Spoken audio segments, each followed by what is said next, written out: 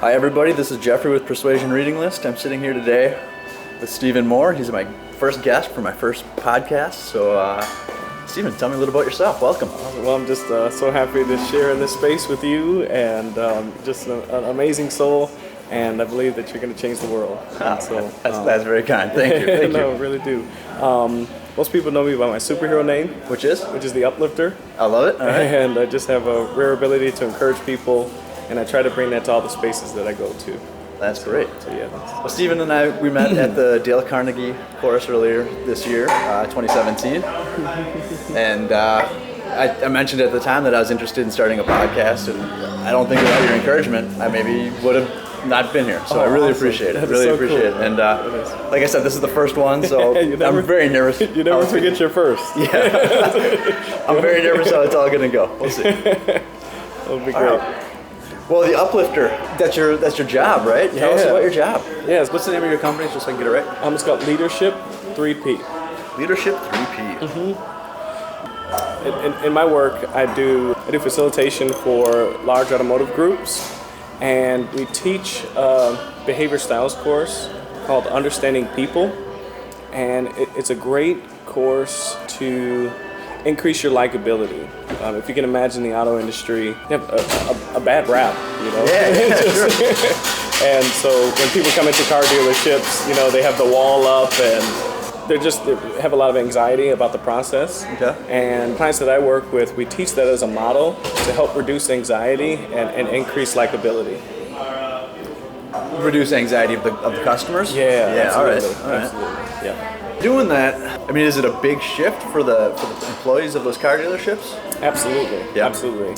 I liken it to putting on a pair of new lenses. Okay. My daughter, she was struggling in reading, and we couldn't figure out why she was struggling. And all of a sudden, we got a letter that came in the mail that said she had to go get her eyes checked. Sure. And sure enough, as soon as she went into the eye clinic, they put they squirted some air in her eyes, put the machine up, and the next thing you know, she's reading again, you know, at grade level. So I like understanding people to that. It's just a new way to see the world. Sure. Which is awesome. Yeah. That is very cool. Yeah. And these car dealership employees, they're salespeople, right? Right. Is this a new concept for them? Yeah, absolutely. It is. Absolutely. So we use it not only for customers, but it also works for internal communication as well. Once you start to understand someone else's behavior style, you can begin to communicate them in a way that makes them more comfortable. Sure. Yeah. Mirror their behavior. Yeah. Absolutely. We call it adaptability. Okay. Yep. Mm-hmm. That's great. Yeah.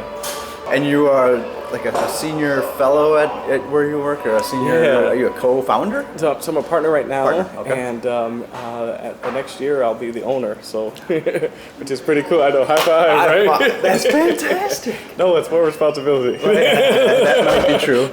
So you're the current owner selling to you? Selling the business to me, Right yeah, on. which is really exciting. How large is that business? We do just under $600,000 a year. I meant employee count, but that's fantastic. Okay, sorry. I wasn't very clear. That just blew me out of the water, I guess. That's all. How many employees are? It's a collaborative, so three. Okay. Guys, yeah. Wow, that's great. Yeah, no, it's pretty exciting. All here in the Twin Cities metro area? Yeah, so we're in the Twin Cities. We have clients in the South as well. One of the large groups we work for is RFJ. They're primarily in Texas and some other states. We also work with the RFJ and the Rydell group. And the Rydell has 82 stores in 17 states. So they're a pretty big group as well. Yeah. That's great. Are you hired by the corporate to go from one shop to the next? Yeah. Or individual shop? Okay. Yeah. It's a really cool model, and I'd share it with you if I'd love to hear it, yeah. If your audience may benefit. So whenever you interact with someone for the very first time, you want to ask yourself two questions. Is the person that I'm observing in this moment, are they more open emotionally, or are they more private? And there's really 4 emotions that you're looking for when you're observing someone's behavior clues. And are they happy? Are they sad? Are they angry? Or are they surprised or frustrated? Okay. And that's the beginning point. Yeah. And do you mirror them or adapt to those moods initially? So if they're angry, you approach them in an angry mood too? No, that's good. If you observe those emotions, that means that person is open emotionally, and that means it's really important to build relationship. So you want to stop whatever you're doing and try to build rapport with the person. If you observe in the context of the conversation that the person isn't showing you any emotion, then you just want to stick to the task, whatever that task is. Okay. Yeah. So those four, if you see any of those four, you know they're open emotionally. Absolutely. And if they're just kind of stonewall, and you can't read them, then you just go straight to the business. whatever the task is at hand. Just so I have them here, what are the happy, sad, angry, and which? Happy, sad, angry, and then surprised or frustrated. Okay. You've been... Take the second part if that's cool. Yeah, too. please do. So once you determine if someone is open emotionally, you want to build relationship. If you determine that they're more private or self-contained, then you want to just stick to the task, whatever the task is at hand. Okay. Now for bonus points, you want to determine their assertiveness level. And assertiveness level comes in many forms. It can come in their body language if they lean into the conversation. It can come in the form of pace, so if they're fast-paced or slow. I liken it to there's two different types of people. There are microwave people who like to get things done fast, and there's crockpots. Okay. They're a bit slower in their approach. And so based on all of those, so if you determine if they're open emotionally or if they're more direct or indirect, assertive or non-assertive, you can sort of key into what their behavior style is, and there's all sorts of clues from there on how to best, or strategies on how to best connect with that person. I liken it because a lot of people think, when you talk behavior styles and you start mirroring or adapting, that you're being like sleazy, but it's not really. It's more of communicating with someone in their own language. Yeah, absolutely. Almost like, like going to France, when you go to France, you want to learn as much French as you can to best connect with that culture. Sure. And so we're doing this on a daily basis to teach people how to do that. That's great. Yeah. Putting your brains in the same kind of wavelength. Yeah. And then once you do that and you're able to build rapport, you can become empathetic with their point of view. Yeah. That's excellent. That's super absolutely, cool. Absolutely. How long have you been doing this? For the last 2 years. Oh, yeah. That's fantastic. What did you do before that led you to this point? Yep. So I worked in retail automotive. Okay. I've done everything from being a receptionist all the way up to being a sales manager. The highest rung in a sales manager in a dealership world is a general sales manager. So I was a rung right below that. Wow. Cool. Yeah. And then you just didn't want to be in the sales, or you thought you saw people around you that could use help? No, I actually there was a consultant that was leaving.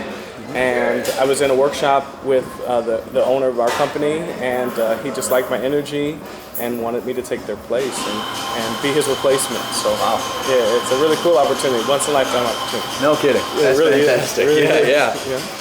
So where does your energy come from? Oh wow. I mean, were you always an energetic, positive, forward-thinking kind of person? That's a great question. Where does my energy? I think I have always been wired this way, just a high energy, just passionate person. Like the farthest back I can remember, I remember doing like an MLK speech in my elementary school, and I was wearing a red turtleneck at the time, and they said I was so fired up, my skin color matched the turtleneck. Like, I'm a dream! Was that speech? Right on, that's great. Yeah, that's so cool. Yep, I've tempered it down a bit. Yeah. Nowadays. That's very cool. Where does the confidence in that message come from? I agree with everything you're saying, but I'm not sure everybody always does. I think people are maybe concerned that if you're trying to match somebody's mood and the things that, like you mentioned, some people might see it as a sleazy approach. When I talk to my own wife about persuasion, she's kind of concerned like that's going to lead to lying. And I don't. That's not how I mean. I'm sure that's a part of it. It's a huge, broad field. Right. There's a lot of different ways to help get people interested in moving in your direction. Hopefully you're doing, not you. Hopefully one is doing it morally and ethically, right? And moving people towards a better solution or outcome for that person. Right. But not everybody maybe sees it that way. That's so true. So when you're confident in your approach and you're going to one of your seminars or Mm-hmm. are people resistant? Do they drag their feet? How do you stay confident in that? Yeah. No, I think those are all good questions. 8 of them or something. No. I think in terms of confidence, I think that happens in time. I do a lot of preparation ahead of time, and so that helps me to show up confident. Okay. And so, doing the due diligence ahead of time increases confidence for me. Regarding like the sleaziness of influence, there's a book by Cialdini titled Influence. Absolutely. And I think you have a responsibility. Once you know things like the model that I shared earlier, you just have to be responsible with that. And then lastly, just try to show up authentic. I think people can read if people are genuine or not. Like they can read between the lines. Even like your listeners right now, they'll know, like they'll just be able to hear something to say, this person's authentic, he's real, or he's a con man, snake oil, whatever. I think people can read it. I don't know how they do, but they do. Body language, I'm sure, is part of it. If you're feeling, absolutely. Not if you're feeling, but if you're being deceptive, unless you have amazing control over the way you behave. Right. Once people, their brains are on the message or their brains are on the conversation, right, and they're not trying to control their body language because you just can't necessarily do it, right? So I think that's where a lot of people are able to read it, kind of thing, right? Yeah. It's a subconscious recognition of authenticity or sleaze. Yeah. You're right. I think about contagious enthusiasm, and that's my goal, right? If I can just have so much enthusiasm that it becomes contagious for the audience, hopefully I get more buy-in. Yeah, absolutely. Yeah. When you have a contagious enthusiasm and people buy in, do you ever look back and be like, 2 years ago when you first started, I was leading them the wrong direction, and you've learned since then? Is that ever a concern? Like some of the advice that you've given or some of the scenarios that you've been in maybe have turned out to refine your position later? Absolutely. When I was a sales manager, for instance, I would try to reward individuals that showed high performance.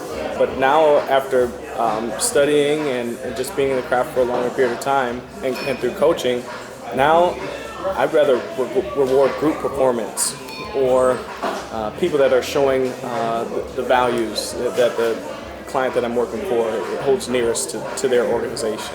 And so those behaviors I want to reward more than just performance, whatever that would look like. Just an individual? Yeah. Why group performance? I think we're better together. And if you're only rewarding high performers, it can create some dissonance with the other people on the team. Whereas you want to motivate the entire group, because I think that's your responsibility, not just the one, but the many.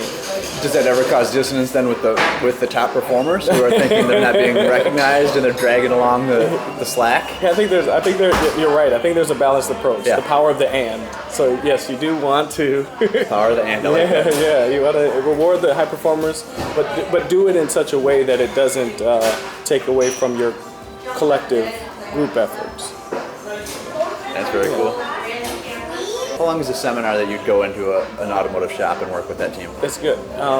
So the first session, we have three sessions that are 3 hours each. So they'll spend a collective of 9 hours with me, and that's for the Understanding People course. I also facilitate a course called Situational Leadership, where I work primarily with managers, helping them to shrink the time that it takes for their employees to understand new processes. Yeah. That's cool. Yeah. And that course is a shorter time commitment. So they're with me for 3 hours for 2 sessions, so about 6 hours. Wow. Yeah. Do you give them, here's what I want to see you do, or do you say, let me see how you do it, and then you kind of guide or interrupt them and say, try it this way? Like do you rewrite the scripts? Do you give them a new script? How does that work? That's good. We want people that are familiar in their processes first. Okay. And then this is like advanced level work. So once you know your processes, then you can tailor it to the situations that you're in. But we really just focus on building the clock first, and then we teach them how to tell time afterwards. And so after that, then they actually do it. So they'll practice through role plays. Role play is a really powerful way for you to practice in a safe environment before you're thrown to the wolves. Yeah, sure. Yeah. You ever have them come back after that first session and, session number 2, the second 3 hours block, and they say, Well, what do they say? It worked. You know, yeah, we have testimonials where they actually, as their homework, they have to try it and see how well did they adapt. And I mean, it's like magic. I think that's one of the most rewarding feelings when people say, I tried it and I didn't fail. Yeah. Right, yeah. It'd be okay if they did, but it's cool that, you know, when it works. Yeah, absolutely. Yeah. And it's not, every situation is going to be somewhat unique. It's not going to work 100%. Right. Does it increase sales at those locations? Absolutely. There's a measurement in our industry that when you buy a new car, there's usually a 50% drop-off rate for people returning back to the dealership. But for all the clients that we work with, they have a 65% or higher return rate of those customers, which means we're making a positive emotional connection with them, right? So they're increasing their likability of us, and therefore they want to continue that relationship through the service work of their vehicle. So it's awesome. That is great. Yeah. For your own self, do you have positive self-talk in the mirror in the morning or bed before night? How do you? That might be somewhat of keeping your energy up, but some days you just don't maybe have the right energy, not feeling like you want to be at work or something. You know, how do you motivate yourself? That's really good. That's really good. Firstly, we all have storylines that we tell ourselves, and the thoughts can either be positive, neutral, or negative. They're going to be one of those three. Whenever I feel myself having too many negative thoughts, there's a model that Larry Wilson taught in his book, Play to Win, and it's just, here's the model. It's kind of like, have you heard of stop, drop, and roll? Sure. You know, and people are on fire. You know, it's like when you're when you're on fire. Yes. Yeah. So when you're on fire with negative thoughts, do stop, challenge, choose. Stop, challenge, choose. Yep. Walk me through it. So as soon as I feel those negative thoughts, let's say someone were to cut me off on the way here. Where does your mind immediately go, right? That person is a what? Yeah, right. You know, whatever, fill in the blank. And in that moment, you want to stop as soon as you felt that negative thought come in. Stop those thoughts and then challenge them. And in that moment, you want to exercise empathy. And the empathy phase is just, what could this person be going through that would make them in such a rush that they cut me off?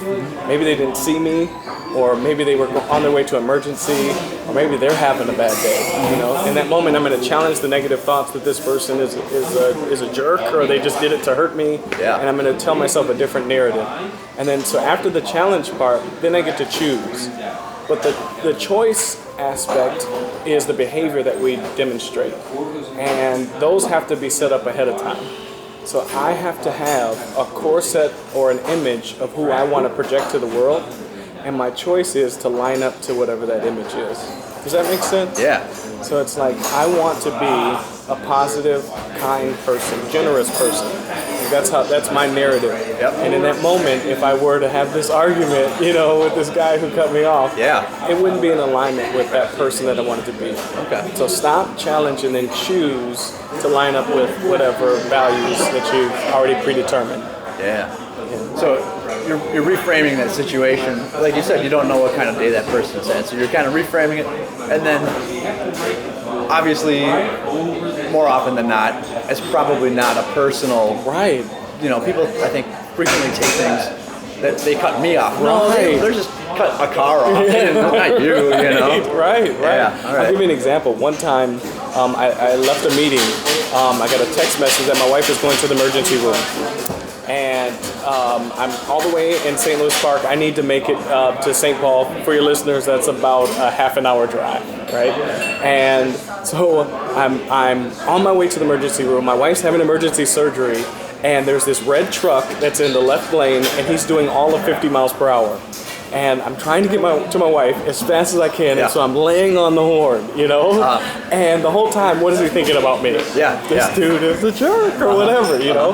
But in that moment, he didn't know that I was having an emergency, that I was trying to get to my wife who was having surgery. And so if we can reframe that to put ourselves in that person's shoes, we never know what may be going on in their life to exhibit the behavior that they're showing. Sure. Yeah. Maybe they're speeding in a different time in their life and gotten in an accident. They vowed never to speed again. Right. Yeah. Right.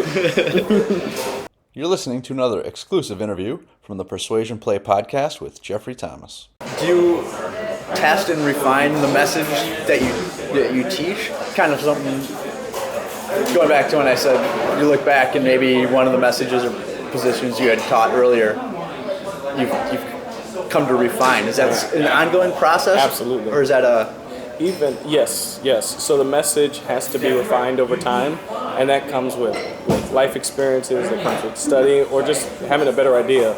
So my approach is a limited commitments approach to life, and I want to take the most valuable information I can share with someone, and then over time, if I pick up something that's even more valuable, I'll put that down and I'll pick up the new thing. Sure. So I'm constantly learning and growing. That's my goal. Yeah, that's great. Do you have a morning routine or anything like that helps get you in that? I try. In that day, No, I'm terrible. And there's people that do, and I like admire them, Yeah. And I want to like have something cool where I have this process. I stay in bed, and then my wife brings me coffee, and that's what gets me out of bed in the morning. Oh, man. It's terrible. That's dreamy. That is amazing. Well, she's amazing. That's great. No, I wouldn't call that terrible. I don't think that's a great routine. Do not change that. Do not pick up a new routine. I love that one. So what's your 5-year plan? That was one of the first things that you asked me. And I didn't really have an answer at the time, and I'm still trying to think about that. No, I thought you had it together, so that's what I was I was trying to glean from you. Right now I've had a 5-year plan to move somewhere warm. That's about 15 years now. No, it's on I think all of our hearts. Yes. It's really cold here. No, my 5-year, my mentor says 5-year plans don't work, and so I don't know why I'm stuck on those, but I think it's kind of cool to dream. Yeah. 3-year plans, he says, are more effective, but what's most important is having your 1-year plan. Okay. And so my 1-year plan is to transition or build a skill set to take over the company, whatever that looks like. Yeah. And just a lot of learning that'll be involved and a bigger time commitment as well. So that's my 1 year. That's very cool. Yeah, just try to learn as much as I can. Are you learning directly from the current owner? Yeah. Spend a lot of time with him? Absolutely. Yeah. That's cool. Yeah. Is there a lot to learn? Oh my goodness. Like, he's one of the best, brilliant businessmen I've ever encountered. He shaped me in ways that I didn't think was possible. Like, I'm a habitually late person, and he's given me strategies on how to be more effective in that area. Give me a couple. Oh yeah. Would you? It was just about feelings. How do you feel when you show up on time? And how do you feel when you turn in that paper on time or that project or whatever it is? Okay. And how do you feel when you're late? And just really to reflect on that. I have a good friend from Stanford who says behavior change happens from the prefrontal cortex. So it's that time spent in reflection. And I just reflected and said, how do I really feel when I'm early? Like, I'm more at peace, a sense of calm. I feel more prepared and more confident when I show up that way. And so all of those benefits, they outweigh whatever benefit I would get by doing extra work and causing myself to get behind. So is it somewhat of a matter of just choosing to do a little bit less? For me, yes. Yeah, absolutely. Yeah. Because I'm one of those people that needs to fill up time.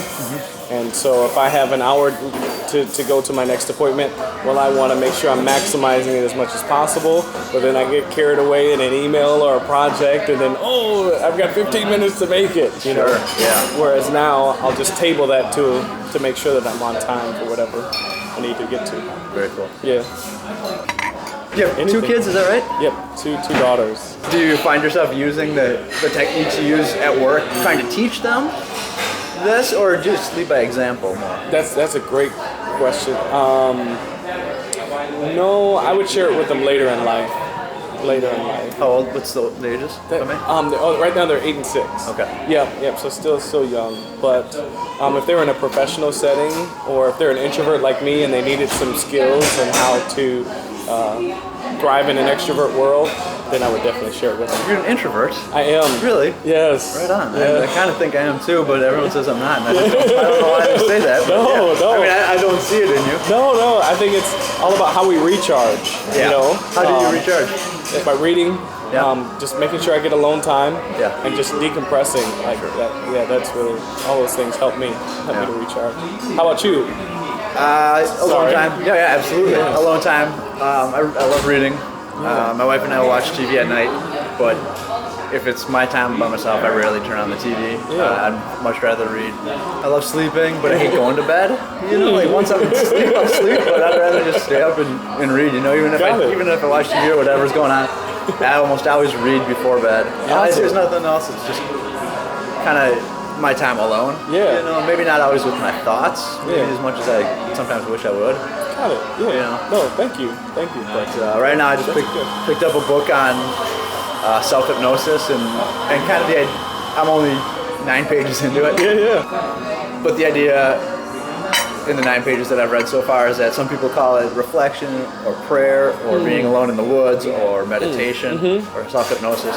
And the author says these are all just kind of different names for the same type of... I agree. You know, so, and that's something, I've done some meditation that is fun. But that's just something I'd like to find more space in my life for. Right, me too. I think reading helps, but it's not self-reflection. It's not quite the same. Yeah. Oh, no, that's good. Thank you. Thank you. What do you read? Any interesting books or news, articles? What do you read? Right now I'm reading a book called The Emotionally Healthy Leader. Okay. And it's all about taking time to rest and really focusing on your marriage as a way to project leadership in your community. And so a lot of times we put so much emphasis on our for-profit work that we don't nurture our relationships at home, but we can't be our effective selves if we're not focusing on our home relationships. Oh, that's great. Yeah, that should be our starting point. So it's a like really cool book. Yeah, I really like that. Yeah. The Emotional Leader? The Emotionally Healthy Leader. Emotionally Healthy Leader. That's very cool. And then I'm reading another book, which is fascinating. At the same, I juggle books. I got 6. I got 6 right now. I can't finish any of them, but which is it's a book about the white bear. okay. Or it's the white polar bear. Something with bears. White polar bear or white bear. And once you say it, you can't get it out of your head. So like a white polar bear will be in your mind. So how do I either repress that thought or get it out of my mind when I want to? Because a lot of, and it's really just a book about coaching, because a lot of people will have stressful moments. Well, how do I, above stop, challenge, and choose, really take control over stress and get rid of it so that I can show up in whatever space I need to, my best self.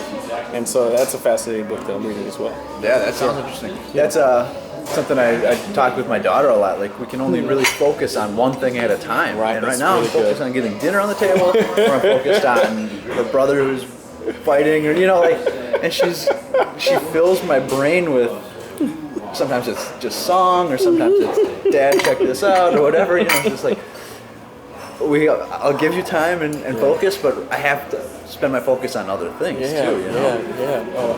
Multitasking doesn't work. No, You're it right. doesn't. Yeah, it's right. really tough. No, you're right. And I hit that same issue sometimes. I feel like when I have too much going on, more at work than at home, but when there's so many things going on and interruptions that are stealing my focus, I have a really hard time focusing on one task at a time to get them done. And I'm okay at having 3 of them going on. I can hit this one, do something quick, and hit this one, do something quick, and kind of cycle between them, but I know I'm not maybe giving my best work for it. Interesting.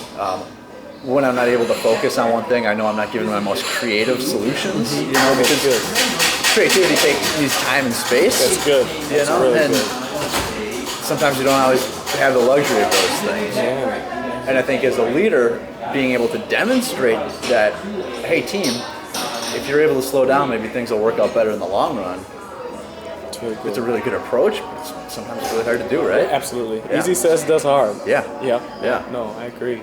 The white polar bear. I'll get the exact name for you. All right. I'll email it to you. Yeah, well, I mean, when you first brought it up, I thought once you say it, you can't get it out of your brain. I thought the book was maybe about how to lodge an idea in your customer's brain. Oh, good. Oh, wow. That's really powerful. I mean, and I think, yeah, right? And I think there are books covering that kind of idea, too. I know Impossible to Ignore by Dr. Simon. And then her thing is about attaching your idea to somebody else's existing behavior so that later on that existing behavior will recall whatever you're trying to help lodge in. No, I'd love to read that. Yeah. It's an interesting one. An example of that I recently heard about was vitamins. How if you tell people vitamins are good for you, which is a debatable question on its own. And you should take your vitamin C twice a day, and you should take your vitamin A with food, and you should take your calcium at a different time. Nobody's going to be able to do that. There's too many rules. But if you attach it to their morning routine of every time you have breakfast, you have your vitamin, or every time you brush your teeth, you take your vitamin. It might not be the most effective way for your body to use those, but it's the most effective way to make sure you're continually taking it. Right. And that's maybe more of a marketing thing than a health thing. It will. That's really helpful. Thank you. For what? Sure.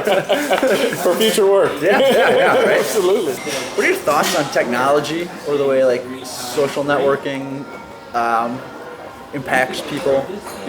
Kind of turn here, but it's just something I've written down. No, I know it. In my space, technology is a threat because in learning environments, incoming of virtual reality or on-demand learning, the traditional classroom space, for one, it's expensive. Two, it's disruptive. You have to take people outside of their roles and carve out 3 hours at a time for them to come. Technology is a threat for me, and so why not we just capture you on video and then disseminate that product for people to learn on their own? It's the threat. But I do think that it's powerful because on demand, I think, is the best way to learn. Like when I'm stuck and I have a problem, what do? I go to Google. How do I, how do I do this? Yeah. And so learning management systems, I think, are the future. And just being in front of that or finding a way to stay relevant will be important for me in the future. Yeah, there's something there with Khan Academy. You familiar with Khan Academy? It's an online learning thing. And kind of the idea of flipping the classroom model on its head, rather than having a teacher in the classroom teaching things, and then you go home to do homework where you have no help. There's another approach where the Khan Academy has maybe, ideally, the best way to describe or teach a concept pre-recorded, and the student would have the opportunity to watch and learn at home on demand, and if they don't understand a thing, they can review that same video and 5 related videos as many times as they need until they feel they're comfortable with it. And it's pre-created to be the best. And then in the classroom, where the level of teaching is different in every school, rather than requiring those teachers to teach the concept that maybe they don't even understand really well, the teacher in that situation is there to help with the homework. So the homework is done in the school, and then the actual learning is done that's phenomenal. at home, and that requires access to technology and things. But it's a whole different approach to it, and I think in some regards that's a threat to teachers, in a classroom type setting of teachers as well. But I do, in the same breath, think that there will always be a need for a classroom environment, just like our relationship. Like we met in a classroom setting. Yes. There's a richness that comes with having other people and other people's diversity of thought and perspective. Can really shape someone's, not only just their course of thinking, but can shape their worldview as well. Sure, their understanding and their connections between thoughts that maybe they weren't able to string these ideas together and somebody else in the room does. And that opens a whole new part of your brain. Absolutely. Absolutely. Do your students come to you, or do you go to their locations? Combination of both. Okay. Yeah, but primarily they come to me. Cool. Yeah. So I try to do the best job that I can to create an environment that's conducive to their learning. So we'll have fidget toys. There's fidget spinners and stuff, or they could make like statues if they get a little bored. Try to make it engaging. We do fun games like Family Feud and. Just have fun with it. Yeah, gamification is huge. Absolutely. That's one of the books I have sitting on my shelf. I've only read a couple of pages on that one because I'm like, I got to really get into this. But it's about making the process enjoyable, so that you're not fighting it. Absolutely. Absolutely. Yeah. Another pre-recorded thing, and I think maybe James Altucher is the one who. Somebody I read, he and his daughter went to buy her a car. And this kind of relates to you. And after the sale was closed, the salesperson said, there's a couple of add-on packages that you might be interested in. Here's a video that'll describe different ones. And the idea at that point was the salesperson maybe closed the sale, but those videos are the pre-recorded, most persuasive message that is going to want you to buy each of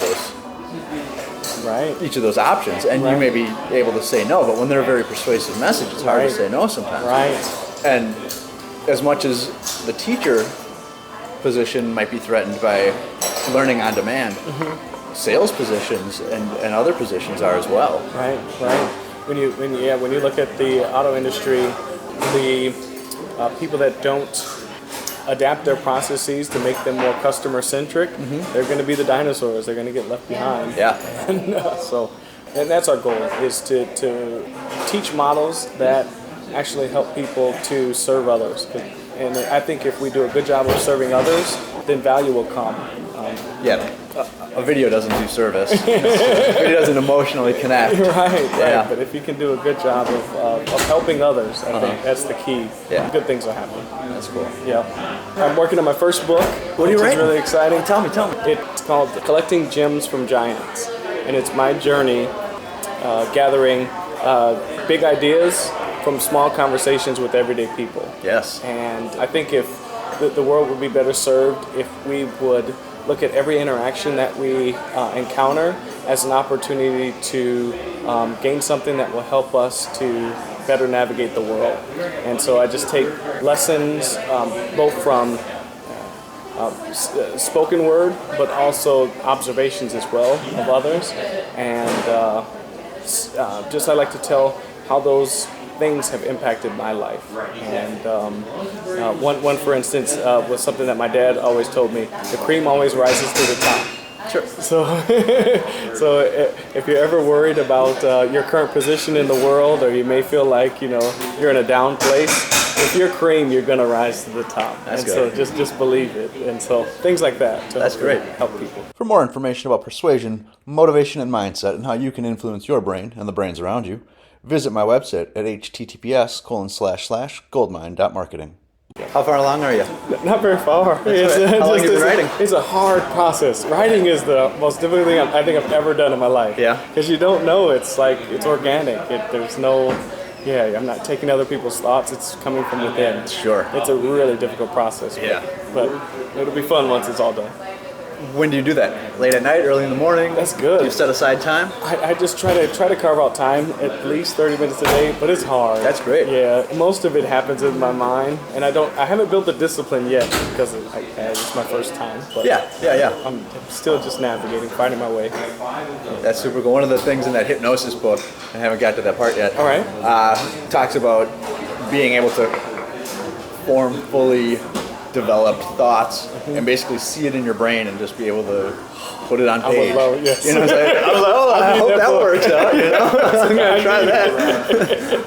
That will definitely help. I hear from a lot of writers that they get up early, get up at like 4 or 5 in the morning, long before their kids. Oh, thank you. Kind of get their juices flowing. My neighbor across the street just had a book published last year, a young adult novel. Awesome. And he's up super early every morning. So when I call him up at like 9 p.m., hey, you want to grab a beer? He's already asleep, Crash. Oh yeah. He's like, not tonight. All right. At 4 o'clock. That's what I do. But he's published, Like, I don't get that. I get it. Yeah, the sacrifice. Collecting gems from giants. What do you plan for it? Are you going to self-publish, or are you hoping to self-publish? And just travel with me, and if people enjoy my work in one of my sessions, that'll be a great product for them to continue the conversation with me. Absolutely. Yeah. What's your deadline or timeline? I don't have what I need. Do you think I passed it already. It was July 4th. Sorry. Yeah. do you think? That would have been during our Dale Carnegie session. I didn't get a copy. Do you think having a deadline drives you or drives people? Yeah, everyone's different. So this is so good. I actually do a goal-setting group. Yeah. And this was my goal, my big, hairy, audacious goal for 2017. And I didn't do the method that actually works. And so what you're supposed to do, if you have a goal that you want to meet, is, and this is the thinking, that people are more inclined to disappoint themselves rather than others. And so if you really want to accomplish something, invite others to it. So what I should have done, and I didn't, was invite people to my book reading party. And therefore, I have that book ready. Exactly, if people are coming over. Yeah. And so I didn't do that, but I will. The night based on before, this it's conversation. like, oh man, I don't have time to make sloppy joes. I gotta make my book. That's right. But no, thank you. This conversation has motivated me. I'm going to send out my book invitation. Well, and that's kind of, once I started talking with you at the class, and you said, yeah, just do it. And then, I've been thinking about it, and it's like, I don't want to let Steven down. I really, really, really did. That's okay. It works. It really works. Yeah. That's excellent to have 30 minutes a day. What do you pump out in that? 200 words, you think? 500 words? Oh, it's much smaller than that. Do you have a table of contents that you're plugging away at? I do have that, which is good. Yeah. And that's been my approach. So I have each of the sections. Okay. They're just going to be like a general person. So one is a pastor, which is my dad. You'll find out later. One is a Olympic swimmer, which is a guy who has Down syndrome, and he's one of the most amazing people you ever meet. And the point is, it doesn't matter who you're encountering, what their position in life is. People can give you gems that will help you to help shape your life in a really positive way. And so, yeah. That's excellent. No, thank you. Yeah, I dig that. Yeah. You got to let me know more about it. I need to. Yeah, absolutely. Thank you. So what's your new goal? What's your new deadline? This is good. Now I'm on the spot. Yeah. I have to come up with something. Gosh, it is November. My daughter's birthday is well, should I attach it to someone else's? I don't know. Yeah, I don't know. Do you think a year from now? Okay, that's good. So November the 9th. Or is it, no, it's today the 10th? Today's the 11th. The 11th, man, I'm behind. Yeah. November the 11th is my new date. 11/11. Yes. All right. Yes. And that's publishable at that point, which means you've got it written by July, and then you got some editing and stuff, Right? Yes, right. That's right. How big of a book? Right now it's 11 chapters. So it's... That's significant, yeah. That's great. So 150, 200 pages? Yeah. That's awesome. Yeah. So, thank you. 11/11. 11/11? Yes. All right. We'll talk again then for sure. Absolutely. Absolutely. I want to pick that one up for sure. Cool. I like that idea. Yeah, there's always things to be learning from everybody. Absolutely. I just walking in here above the door, it says maybe you're wrong. I love that. Right. People are often afraid to be wrong. I was afraid to do this podcast wrong. Oh man. But you just gotta try it. Yeah. You're gonna change the world. Yeah, right. Seriously. I do believe it. Cool, man. Well, what kind of advice do you have for our listeners? People who maybe feel stuck, or people who want to increase their likability, or people who want to change the world? Yeah. I would just say be authentic, which is really hard. Because fear and negative self-talk will try to say, "Oh, I need to be something that I'm not." I think if people see you as authentic, you make a much better impression. And then if you feel stuck, just know that everybody at some point is going to feel stuck.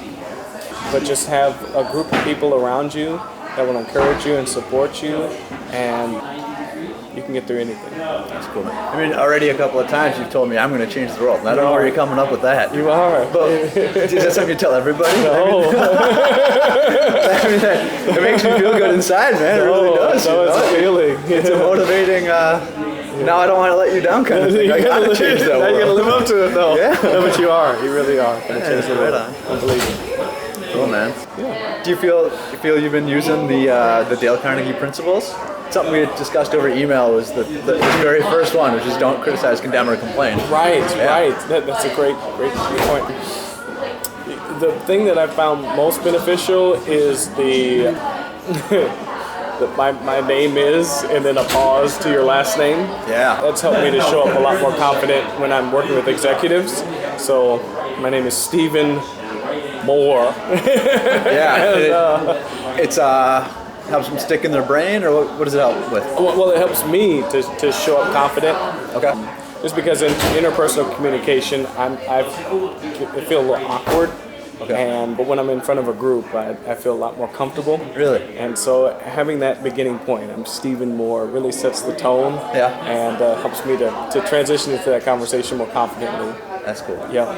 Is more a stage name because it helps inspire abundance. I wish. I mean, I think it's a great name for a motivational person. No, that's my last name. Yeah, I was I was born. I was adopted. I was Stephen Love, which is my. That's a great name too. I could have been Dr. Love if I would have got my. Are you a doctor? No. Okay. It would have been cool. Man. Yeah. But no, I'm more. So yes, I like it. Abundance. I like it. Yeah. That's cool. We want that for your listeners. Abundance. Abundance, absolutely. Yeah, absolutely. So leadership 3P. What does the 3P mean? So people, performance, and profits. Okay. So if you have an issue, in your business, it's going to be one of those three. Either you need to work on your people, or you need to work on your process or performance, or you need to do something to make sure that you're capturing more profitability. So either you got to play offense or defense, whatever it takes to get to your end game, whatever that is. In addition to training staff, do you also work with management to hit those different, maybe the process, change the processes from a managerial level rather than a staff on the ground level? Yeah, we call it DAP. It's called the Discipline Accountability Process. Okay. And what we do is we have benchmarks for every department, and you say either you're at MAP, which is minimal acceptable performance, and then there's PAR, which is your average, and then you're at target, which means you hit the Super Bowl. Sure. So let's say in IT, and I don't know any of your benchmarks, but let's just say it takes a week for the average person to build a website. Let's just say. Okay. Yep. Right. So it took you a week. So that's the average. But if it took you 10 days to get it done rather than 7, you would be at the minimal acceptable plan, right? Or a Super Bowl would mean you did it in 5, right? So you shorten the time. So what we do is we just say, based on this metrics, where are you scoring? Are you at your minimum? Are you at your average? Or are you hitting it out of the park? If you're doing great, we reinforce that behavior. Or if you find yourself on not hitting the average, what can we do in your process to help you to get there? Mm-hmm. So that's our approach with managers.